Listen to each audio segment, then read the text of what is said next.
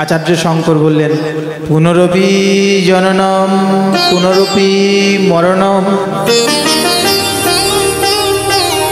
पुनरपि जननी जठरे शयनम।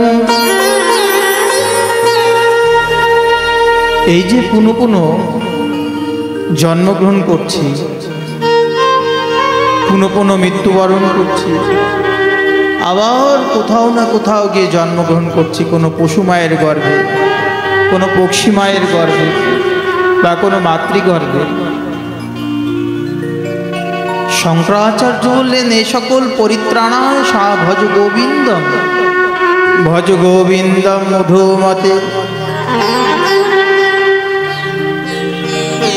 পুনঃ পুনঃ জন্ম, পুনঃ পুনঃ মৃত্যু, দেবতাগণ আমাদেরকে সুখ দেবে, ধন দেবে, ঐশ্বর্য দেবে। শাস্ত্রী বলছে কেউ যদি শতজন্ম গণেশের তপস্যা করে, দেবতা গণেশ সন্তুষ্ট হয়ে তাকে বলেন যে আমার উপরে তো আমার মা আছেন পার্বতী দেবী, আমি সন্তুষ্ট হয়ে তোমাকে আমি আশীর্বাদ করছি, তুমি দেবী মায়ের উপাসনা পাবে। আর যদি কেউ দেবী মায়ের উপাসনা করে, 100 জন্ম দেবী মাকে উপাসনা করে প্রসন্নতা করলে, তাহলে দেবী মার আশীর্বাদে তিনি দেবাদিদেব ভোলানাথের উপাসনা পায়। আর যদি কেউ 100 জন্ম দেবাদিদেব ভোলানাথকে তপস্যা করেন, তাহলে দেবাদিদেব ভোলানাথকে তপস্যা করার পর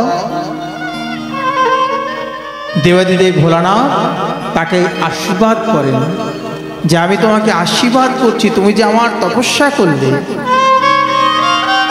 এই তপস্যার জন্য তুমি কৃষ্ণ ভক্ত হও। প্রেমসে বলো রাধে রাধে। এই জন্যই তো বৈষ্ণব বানাম যথাসম্ভব। কেন? একমাত্র দেবাদিদেব ভোলানাথ। অন্য দেবতার কাছে গেলে তারা হয়তো নিজের ধন সম্পত্তি আর মালাটার পূজার থালিটা চাইবে, কিন্তু ভোলানাথের কাছে গেলে কি হয়? ভোলানাথ বলে আমি তোমাকে প্রসন্নতা হয়ে তোমাকে আশীর্বাদ করছি যে তুমি কৃষ্ণ ভক্ত হও।